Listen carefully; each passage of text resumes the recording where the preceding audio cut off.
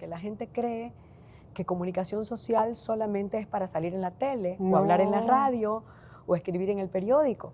Pero la comunicación tiene muchos aspectos más que están relacionados al manejo del mensaje. La adrenalina, a mí me ha tocado momentos como que el bloqueo de un mes que le pegó Evo Morales en el Chapare cuando era diputado.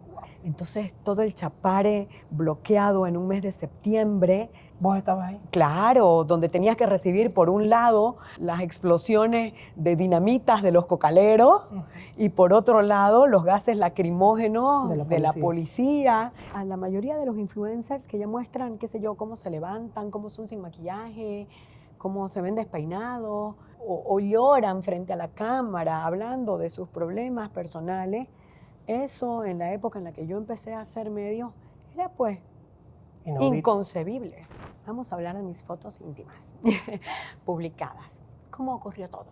Kim Kardashian. En esa época estaba de moda un programa en un canal local, Divinas y Famosos, y yo rogaba al Señor que por favor no se enteren, que no sepan, que nadie sepa. Yo tenía mis hijos, eran bebés, y eran fotografías, no eran videos, en las que obviamente la que se veía era yo, no se veía mi marido. Y ojalá que la persona que esté detrás de la publicación de estas cosas vaya presa.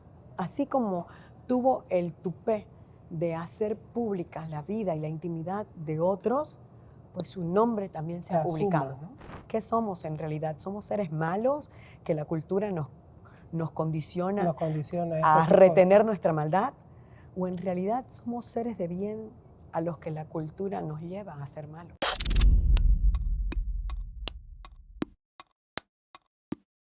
Imagina un lugar donde el pasado y el presente se unen en armonía. Un lugar donde puedes encontrar muebles y decoración para tus espacios. Encanto Atemporal es ese lugar donde la historia y el estilo se fusionan para inspirar tus momentos más especiales. Yo soy León Ortiz y bienvenidos a Marcas Humanas, donde hacemos el análisis más profundo de las marcas que son íconos en nuestra tierra, que nos hacen sentir orgullosos y que en algún momento han llegado a un punto tal que han sido los que han dominado todo lo que ha sido su rubro y su ámbito. No se olviden de seguirnos en todas nuestras redes. Estamos en Instagram, YouTube, Facebook, TikTok y ahora también en Spotify. Al lado derecho mío tengo una de las marcas personales más sólidas que he conocido en esta vida y que me inspira constantemente. Bienvenida, Laurita Donoso. Y gracias a vos también, por ser una de mis inspiraciones, es que he vuelto a estudiar y he empezado a estudiar en realidad comunicación. No te puedo creer, ¿en serio? Sí, porque vos sabés que yo no he estudiado comunicación, o sea, no es mi carrera principal. Sí. Y hay que hacerlo. Sí, hay que hacerlo. Hay que hacerlo.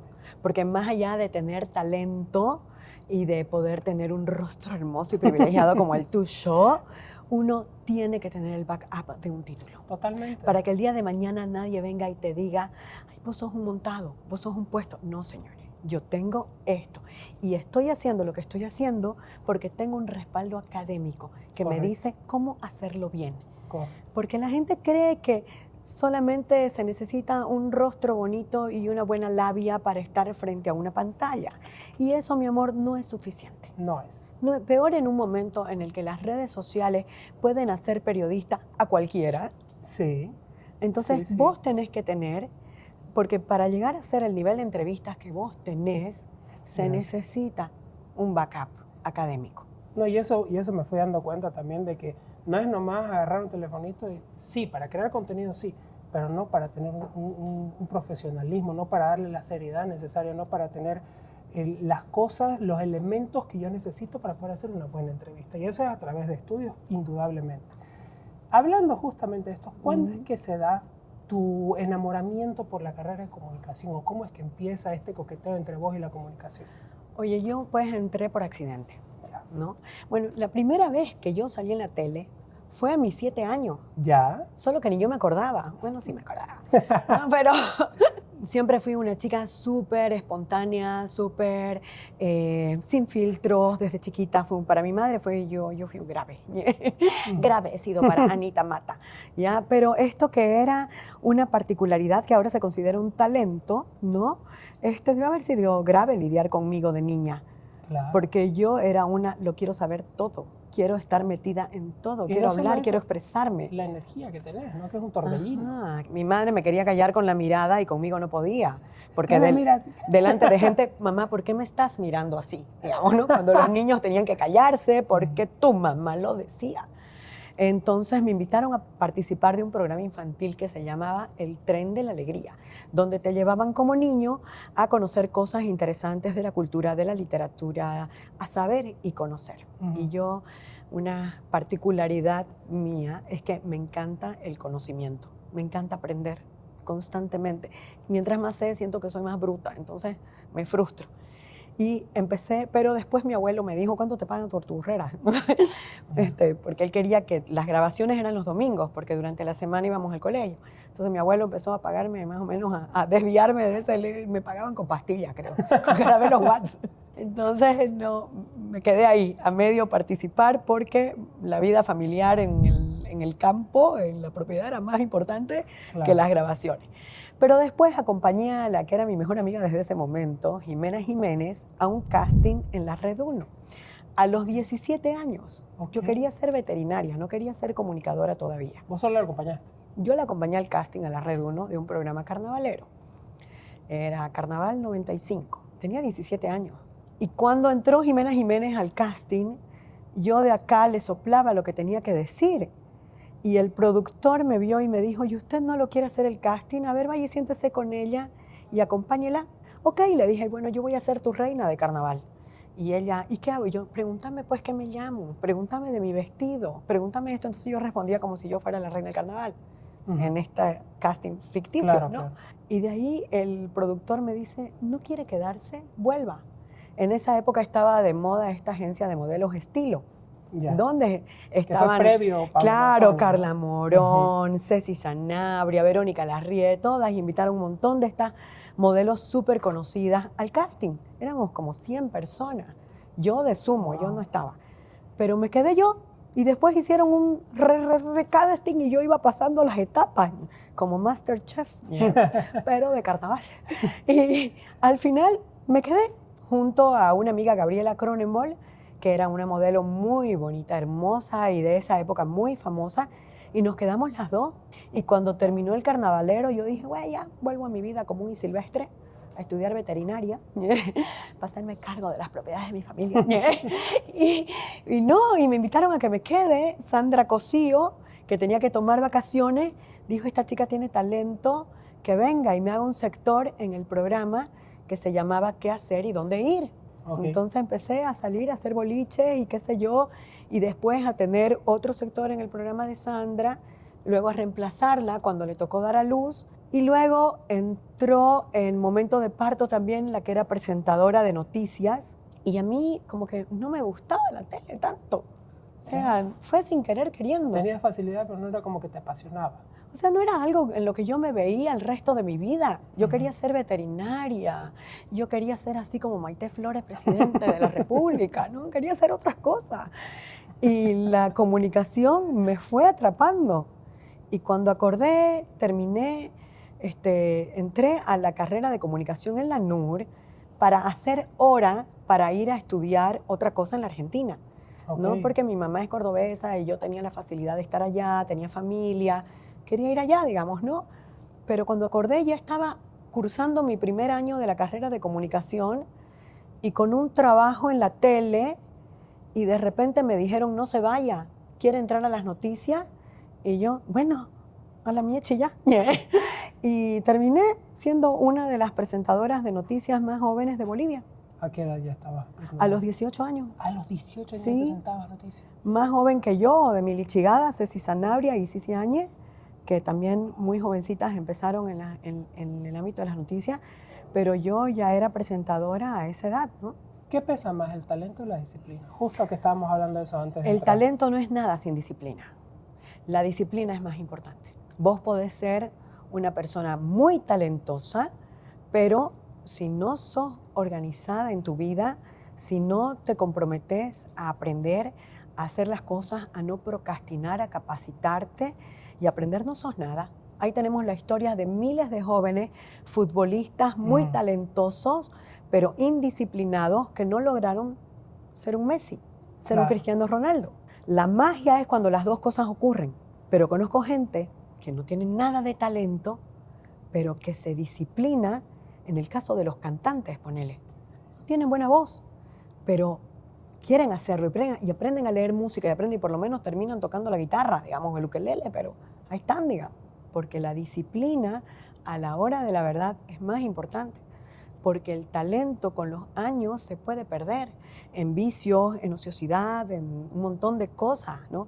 Es más, si sos hermosa Hay que consultar. y no tenés disciplina, porque la belleza se va. ¿Cómo es que yo admiro amigas mías, el caso Jimena Antelo, el caso Ceci Bellido, que han sabido mantenerse con los años en una carrera que es muy demandante en el ámbito físico, talento y preparación? Vos tenés que competir todo el tiempo con talento también, joven, ¿no? que te está pisando los talones todo el tiempo. Y yo en su momento, bueno, pude aprovechar otros ámbitos de la comunicación, pero sabes que la disciplina y la constante capacitación es lo que te va a llevar al final y al cabo a sostenerte. Una vez vos entrás, o bueno, sos la primera de las presentadoras de noticias más jóvenes del país, ¿qué llega a suceder después? ¿Cómo va evolucionando tu carrera? En el que tenés que capacitarte, en el que tenés que saber qué vas a hacer, porque todos los momentos hay... Yo entré a la televisión en un momento en el que no existía la internet. Los celulares eran unos ladrillotes así que tenías que dejarlos cargando toda la noche y comprabas baterías para poder cambiarle batería al famoso Ericsson, así, que se desplegaba y abría una antena, ¿no? Los live, para que haya un live, tenía una hermenéutica de tecnología que cuando llegó la primera unidad móvil de Unitel y la Red 1, o sea, era un camión, literalmente, un camión donde la parte de atrás era todo un estudio, ¿no? Y habían 2 personas para manejar y tenías que ir un día antes a levantar tu antena y buscar el punto en que tu antena conecte con la antena del canal para poder hacer un live. Hoy día, mi amor, la cosa más bella del mundo, abrís tu teléfono, pum, apretás un botón y ya estás en live.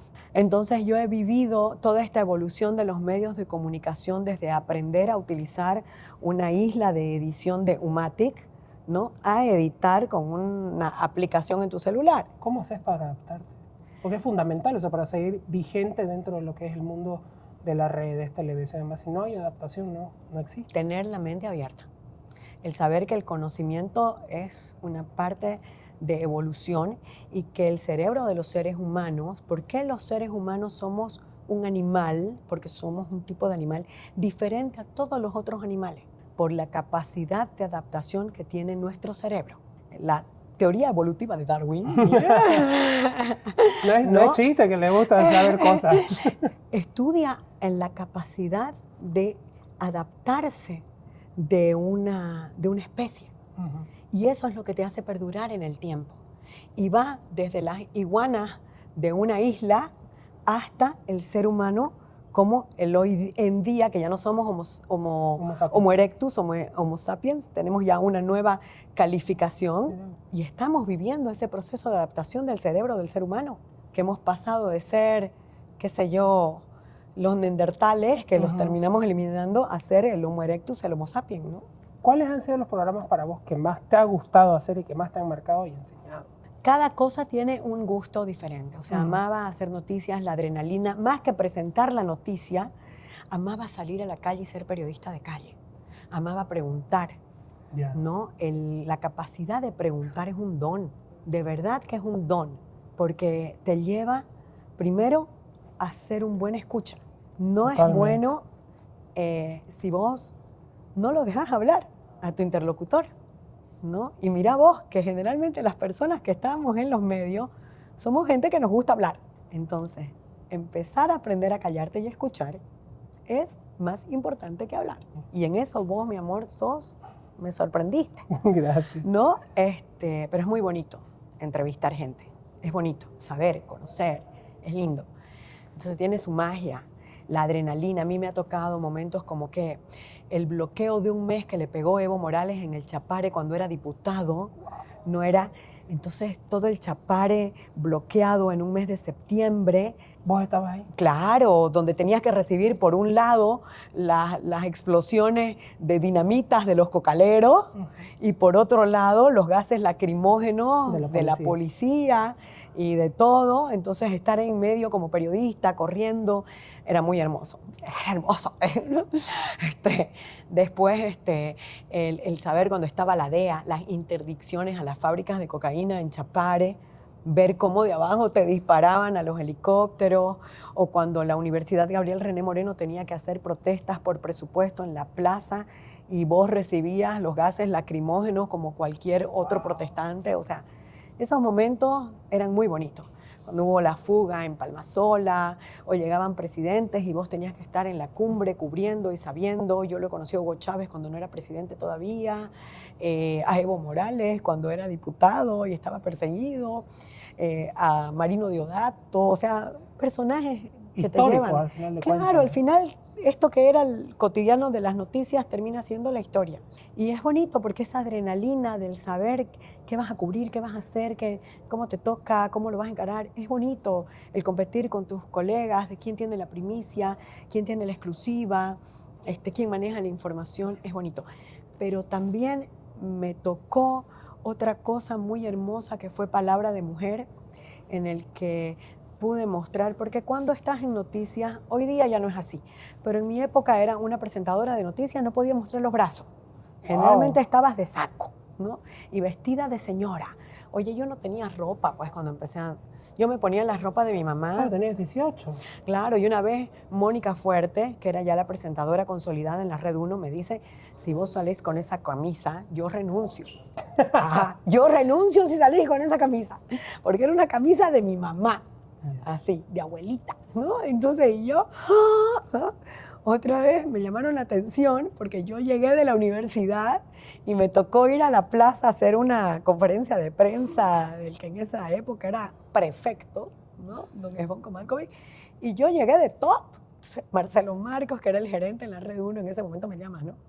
Así usted no va a ir. ¿Qué se va a poner? Y yo no sé, ¿qué hago? Me puse una camisa de otro colega que estaba colgada, de Oscar Barca, que dejaba sus camisas ahí colgadas, una camisa para poder ir a hacer esa entrevista, porque no iba a ir de top, claro, digamos, ¿no? Cosas así muy chistosas.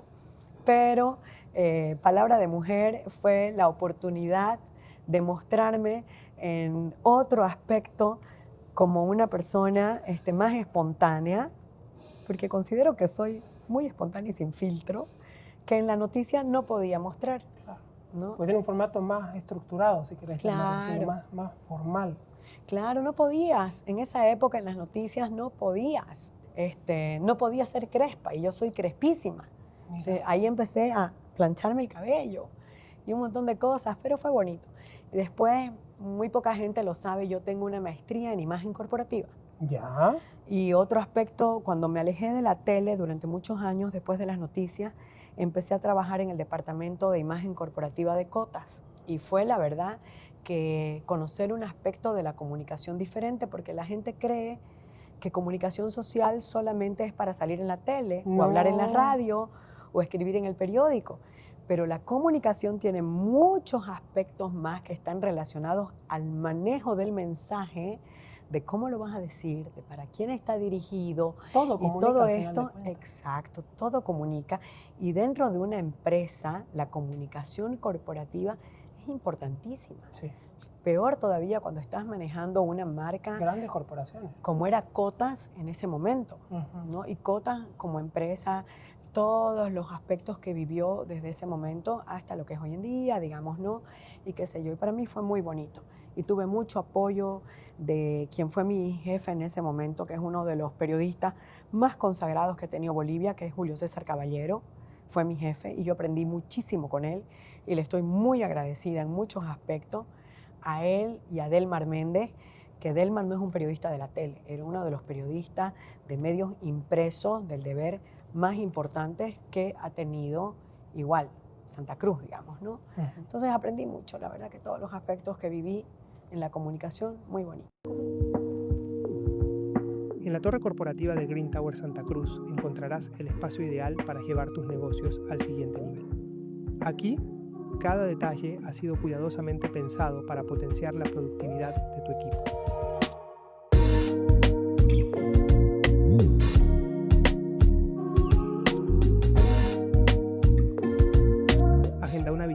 y conoce tu próxima oficina. Te me has adelantado un poco y quiero hacer un pequeño retroceso. ¿Por qué es que se da esta salida de la televisión tuya? Porque me hicieron una buena oferta económica, me ofrecieron más plata. Entonces, Cotas estaba en ese momento lanzando lo que era el primer canal de cable. Ya, Cotas Cable TV. Exacto, Ya, Activa TV. actívate.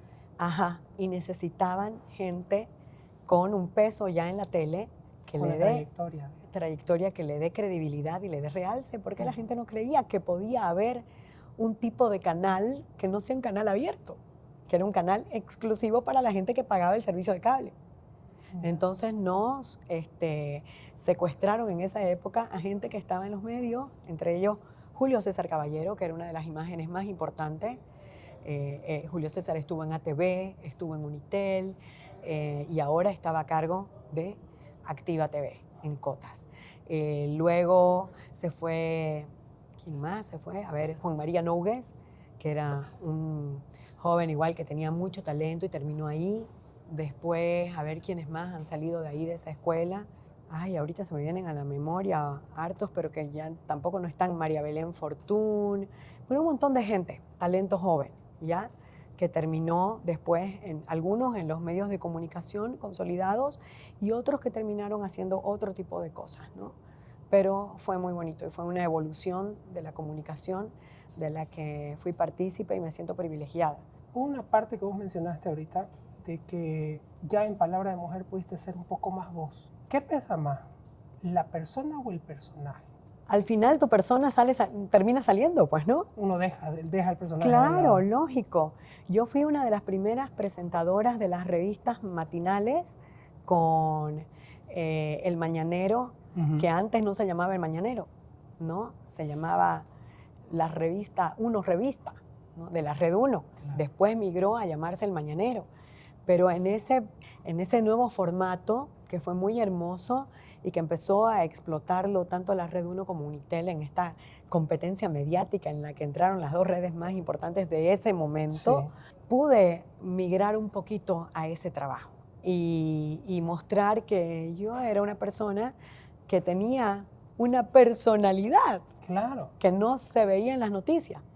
Mucha gente no la podía creer, decía, ay, no me gusta cómo se ve la señora Laura, ¿no? O esa Laura Donoso, cómo había reído, o cosas así, pero fue bonito. Y hoy día me encanta y celebro y aplaudo el que las redes sociales le permitan a la gente mostrarse tal cual es, porque ya hubo un momento en el que la espontaneidad era aplaudida, y es lo que ahora a la gente le gusta. Y lo que predomina, ¿no? Claro, la veo a la mayoría de los influencers que ya muestran, qué sé yo, cómo se levantan, cómo son sin maquillaje, cómo se ven despeinados, o lloran frente a la cámara hablando de sus problemas personales.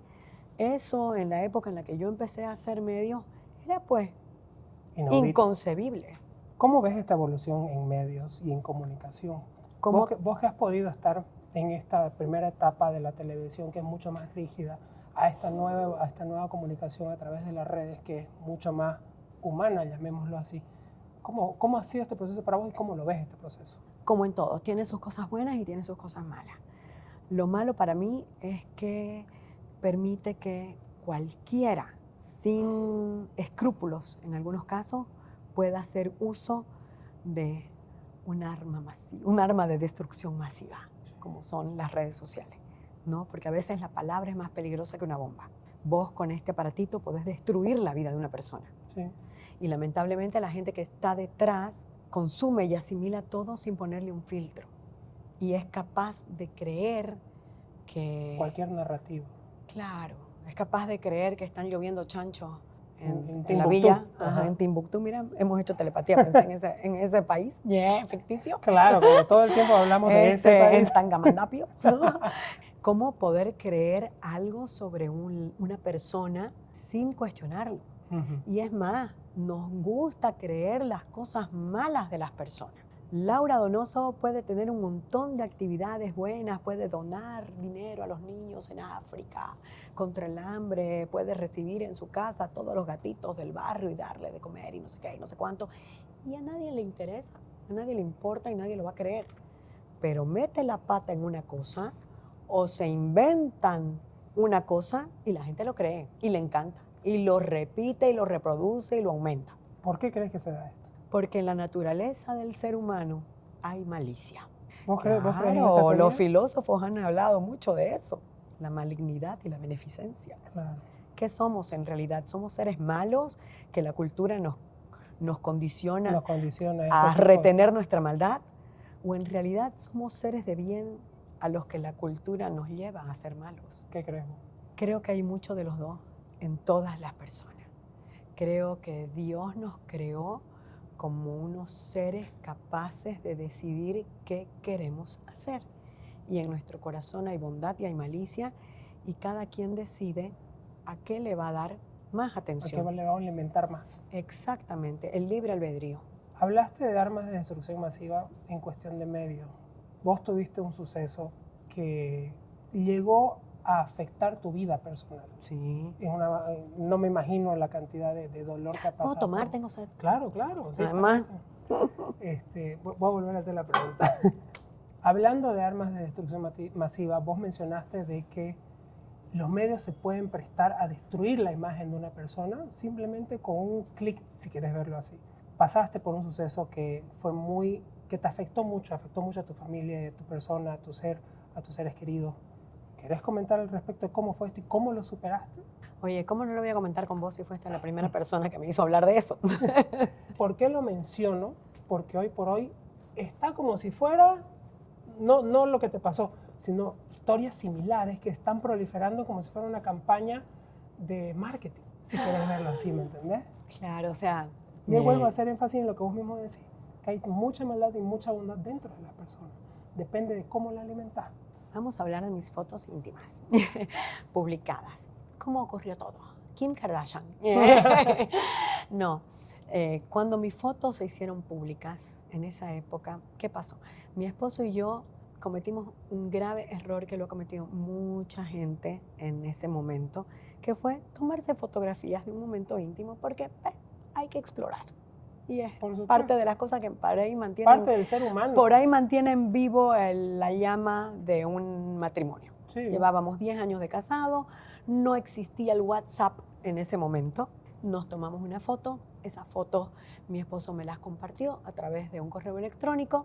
Un técnico en computadora accedió a mi computadora que tenía una falla, encontró eso en las bandejas de eliminado, decidió bajarlo y decidió extorsionarlos, porque nos mandó un correo electrónico con las fotos y diciendo: tengo estas fotos de ustedes, si no me depositan tanta cantidad de plata, las voy a hacer públicas. ¿Cuánto les pedí? $10,000. Perdón la expresión, pero... sí, está bien. Y fue en el año 2000 algo, digamos, ¿no? Ajá. No existía el WhatsApp de verdad, no existía. Mi esposo y yo ya llevábamos 10 años de casado, pucha, ¿qué hacemos? No sé qué. A Dios gracias.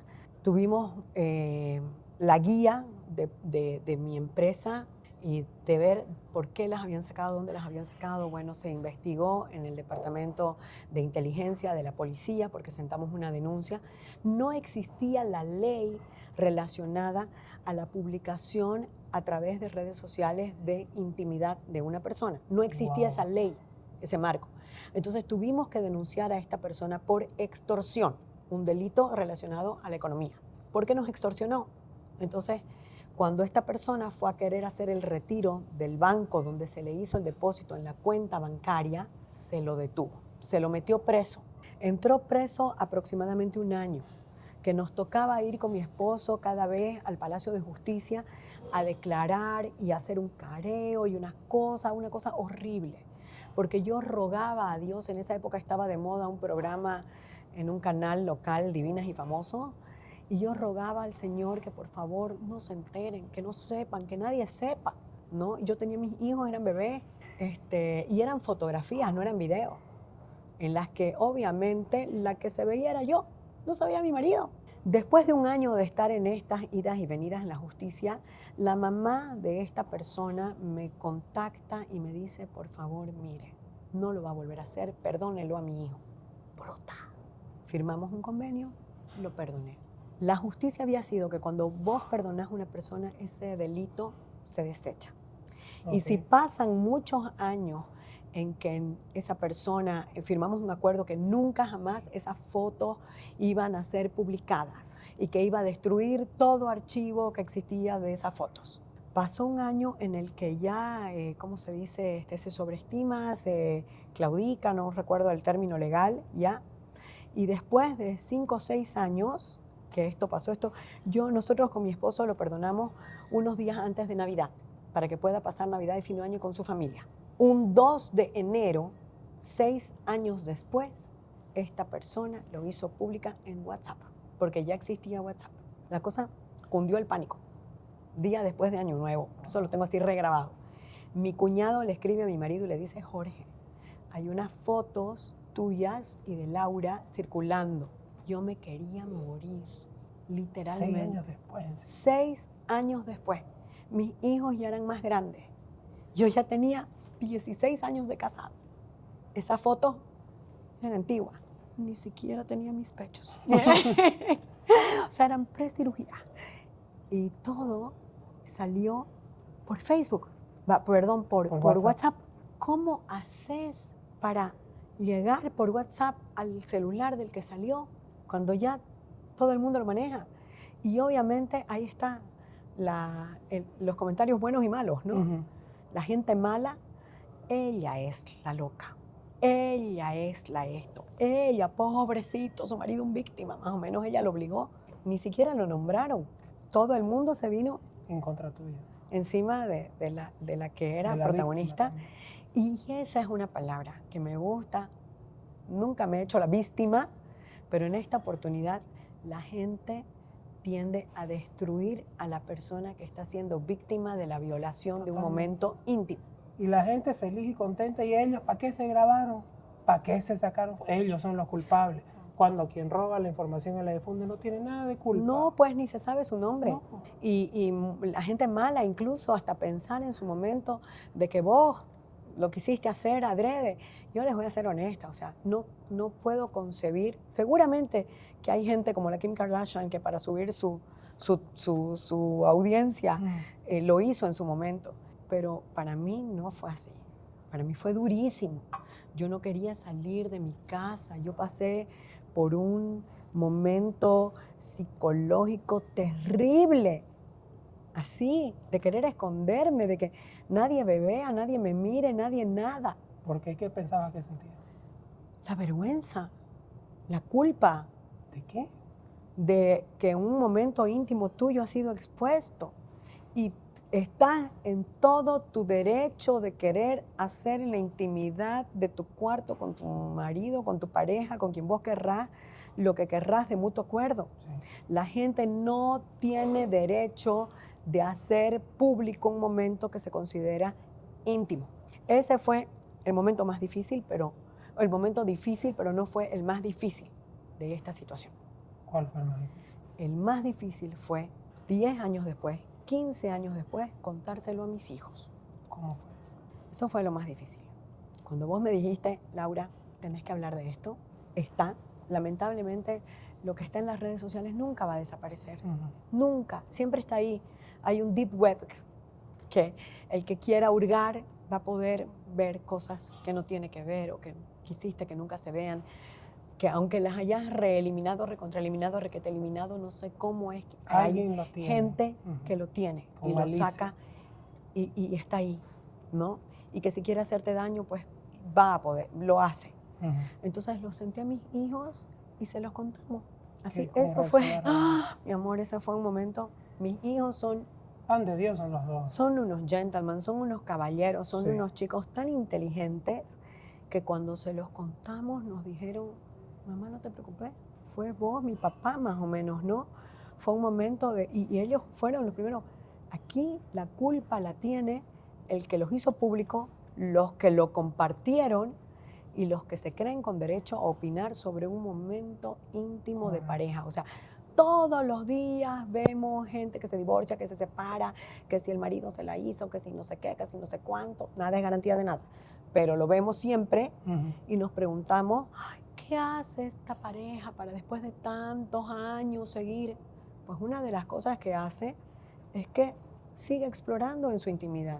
O perdona las cosas, o no sé, le Los pone humanos- picante, le pone magia. Los humanos somos cambiantes y lo que nos gusta hoy mañana no nos puede gustar y está bien porque es parte de la naturaleza humana seguir conociendo, seguir explorando, seguir aprendiendo y es la intimidad de ustedes por último. Exacto.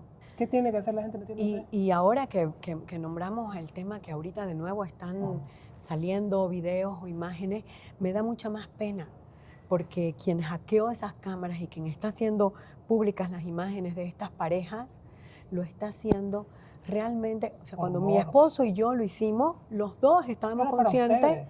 de lo que estábamos haciendo. Estas personas están siendo violadas sin su conocimiento. Y sin consentimiento. O sea, nunca es tu consentimiento, porque yo no Claro. consentí que nada de eso se publique. Yo consentí que mi esposo y yo lo hagamos. Pero estas personas no están siendo conscientes que están siendo filmadas, ¿no? Eso sí realmente es mucho más enfermo, creo yo. No, y el difundirlo por morbo. Exacto. Porque ¿con qué fin lo hace? ¿Con qué fin lo haces? ¿Qué gana? O sea, por favor, hay gente que recibe dinero para hacer pornografía, por eso se creó la pornografía. En la industria de la pornografía. Exacto, sí, sí. porque hay gente que quiere hacerlo. Está ahí, vos pagás, esa gente gana un dinero y está feliz de que lo hagan, de que lo publiquen.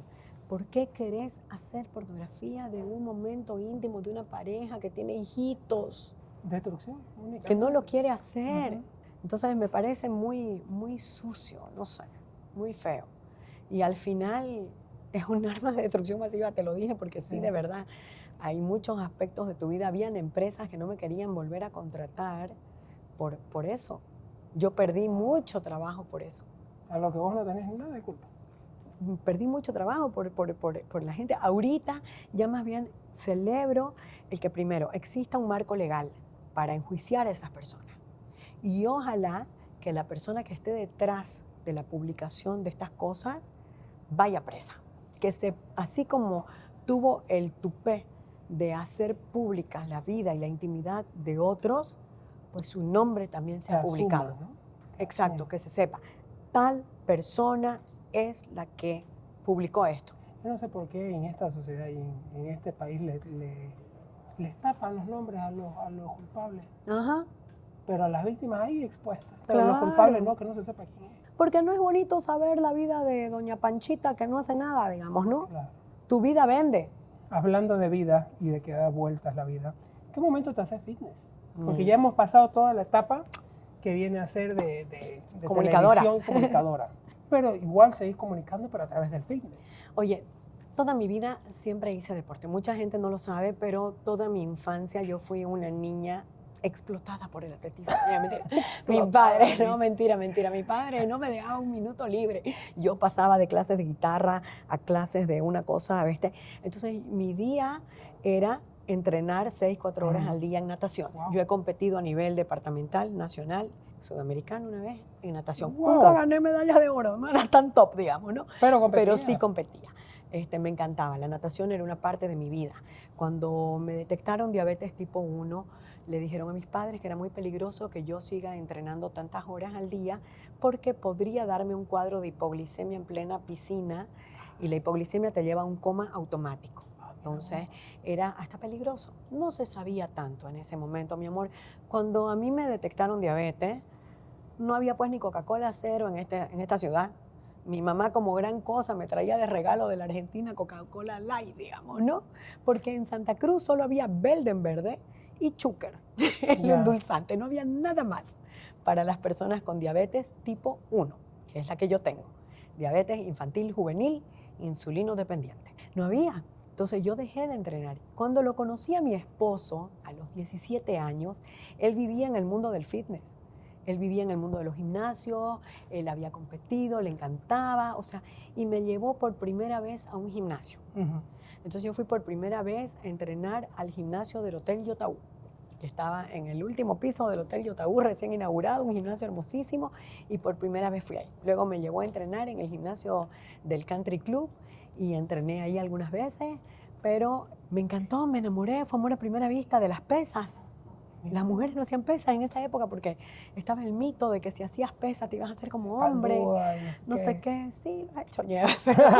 Pero me encantó, me enamoré porque es un deporte en el que vos ves cómo tu cuerpo evoluciona, cómo cambia. Y hoy en día el boom del fitness, que primero empezó como una moda y ahora ya es obviamente un estilo de vida, me enganchó y me encantó. Y cuando empecé a hacerlo más mío, pues después de que nacieron mis bebés, inauguramos con Jorge el primer gimnasio en el centro de la ciudad y ahí empecé a hacer más y más y más y más y a gustarme. Durante la cuarentena yo siempre entrené y siempre estuve vinculada a la vida saludable, pero en la cuarentena encontré un nicho, el hacer los live de ejercicio. Todas las mañanas me dieron un motivo para no entrar en depresión y me gustó mucho más y bueno, y ahí seguí. Ya hacía cursos con mi esposo, fuimos a la Argentina a hacer un curso de entrenamiento funcional, de plataformas vibratorias, de TRX y todo esto. Y hacer cursos de nutrición deportiva, suplementación deportiva. Y me manejaba a todo este mundo en el que yo viví, porque está muy ligado a la condición de salud que yo tengo, que es diabetes. Entonces, siempre tuve que aprender a cómo comer, a cuánto comer, a lo que significaba cada caloría y cada nutriente. Y eso, chum, me llevó. Y ahora estás estudiando eso. Volví a la universidad. ¿Cómo es volver a la universidad? Hermoso, amo, me encanta. Me encanta. ¿Qué querés que te diga? Uno lo ve con otros ojos, ¿no? Vivo. O sea, la primera vez estudié por obligación, más o menos porque, ya terminé haciendo esto. Caí aquí por chiripazo. Ahorita lo estoy haciendo tan feliz y tan convencida de que amo cada cosa que aprendo. Me encanta. Oye, a ver, yo siempre fui nerd. Ya. Toda la gente que me conoce de la época de colegio sabe que me encantaba estudiar y ser nerd. Pero nerd de ciencias sociales. Yo salí bachiller porque copiaba en química. Así es, salí bachiller gracias a mi compañera Alejandra Dorado, que me pasaba el copie. Era de las que le quitaba el examen así, ponía mi nombre y rellénalo vos. Así. Claro. No sabía ni la tabla de elementos. Y ahorita mi carrera es puro química. O sea, me engañaron. Te tumbaron. Me tumbaron. Entré a estudiar nutrición pensando que solo iba a aprender a hacer comida saludable. Nada, viejo, había sido una ciencia, una de las ramas de la medicina. Entonces, tengo que estudiar anatomía, fisiopatología, genética, bioquímica 1, bioquímica 2, parasitología, infecciología. O sea, olvídate, baby. Me hicieron, ahorita estoy con uñas porque estoy de vacaciones, pero para entrar al laboratorio, a analizar virus y bacterias y heces fecales de personas que no conozco, vuelan las uñas. Tengo que entrar sin uñas, sin aro, sin nada, sin Laura. Claro. ¿Viste? Porque yo me decoro, a mí me encanta, soy un arbolito de Navidad andante. Entonces, me encanta, soy feliz. Mis compañeros tienen la edad de mis hijos. O sea, el primer día de clase es así, señora, ¿cuál señora, carajo? Señora, tu madre, yo soy Laura. Pero claro. Y las amo, mis compañeras las amo, mis compañeros, de verdad. Tienen la edad de mis hijos y siento que son mis hijos, ¿sabes? De verdad, me siento renovada, me siento feliz, me siento así pretty to nice. Estudiando. Hablando de marcas personales, ¿cómo definirías la tuya? ¿La mía? Sí. Oh my gosh, no sé. En una frase. Soy una mezcla de, ay baby, si volviera a nacer, ¿qué elegiría ser? Un arcoíris, un unicornio. ¿Por qué? Porque soy así, me siento que soy una persona que explota de colores por dentro, me encanta. Y versatilidad. Algo muy interesante que estuve aprendiendo justamente de las marcas personales es que pueden mutar como las personas. Ajá. Porque justamente sos vos como persona mutando a través de todas las cosas que vos sabés hacer, de todas las cosas que te gusta mostrar y expresar. Y perfectamente encaja en eso lo que me decís, es un arcoíris, porque el arcoíris tiene, si querés verlo desde este punto, tiene muchos colores, tiene muchas facetas. Exacto. Tiene muchas bellezas. Me hubiera encantado ser drag queen. También, ¿por qué no? Porque sí, ¿no? Sí, o sea, lo hace Lady Gaga, ¿por qué no Claro. yo? Y es a lo que vamos con respecto a las marcas y con respecto a todo lo que es empresarial. Todos nos estamos mudando y estamos rotando este eje de ser muy rígido, muy sólido a, ok, las marcas también son personas, las marcas también son personales, tienen una personalidad, tienen una forma de sentir y expresar las cosas. Y eso es lo que es la gente, y eso a donde se está dirigiendo ahora el marketing y todo lo que viene a ser la comunicación. Tenés que evolucionar como ser humano, tenés que adaptarte al cambio, es importantísimo. El otro día leía, Harvard ha hecho un estudio sobre la felicidad. Ya. Hermoso, hay hasta un documental que no sé si está en Netflix o dónde, pero analizan cuáles son las personas más felices en el mundo y qué determina tu felicidad. Y fuera de lo que creemos, no es el dinero. Sí me haría muy feliz tener dinero. Sí, la verdad que si usted no lo hace feliz su dinero, mándemelo. Pero no había sido lo más determinante. ¿Qué es lo determinante? Lo determinante es primero tu círculo social. Eso es lo que había hecho que las personas sean más felices en el mundo. Y las personas que están haciendo las cosas que les gustan.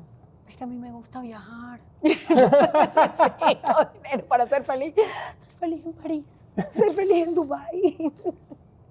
Pero el estudio de Harvard estudia muchos aspectos de la vida de las personas y cuáles son consideradas las personas más felices del mundo. Y entre esas cosas, o sea, tu entorno personal, tu aspecto físico, tu salud, tu dinero, tu trabajo, pero uno de los que más incide en que seas una persona feliz había sido tu círculo social, el cómo llevas tu vida, cómo te relacionas con las otras personas. Para ir cerrando la entrevista, ¿algún mensaje que querrás darle ahorita a la gente que nos esté viendo? Nunca nada está dicho, todo cambia. Todo cambia. Eso que sentís que en este momento te está atrapando y de lo que nunca vas a poder salir y estás sufriendo, no sé qué, va a pasar. Todo pasa. Hasta la felicidad es relativa. Lo que te hace feliz ahorita, por ahí no te haga feliz de aquí a un tiempo. Y está bien cambiar. Obvio, está bien. Tenés que aprender que tenés que adaptarte a todo, que tenés que evolucionar, que lo más importante que tenés es tu conocimiento. El conocimiento es poder y la capacidad de aprender y de renovarte y de adaptarte va a hacer que nunca envejezcas. Por ahí físicamente las cosas cambian, pero tu cerebro va a seguir trabajando y tu espíritu, y eso es importantísimo. Entonces, todo cambia.